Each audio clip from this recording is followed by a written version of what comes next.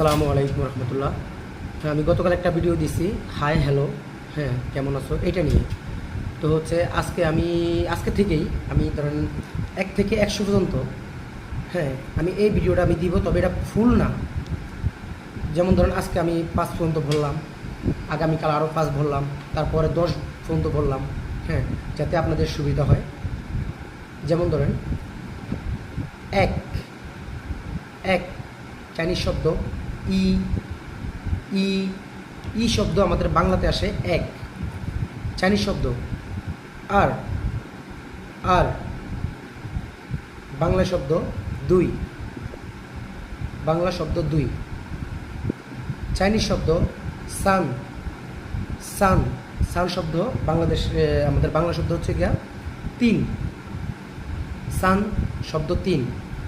C C যেটা যখন আপনারা বলবেন ওইটা আপনাদের মুখের ভিতরে, জিহ্বার ভিতর দিয়ে আসবে। সি সি শব্দটা চার।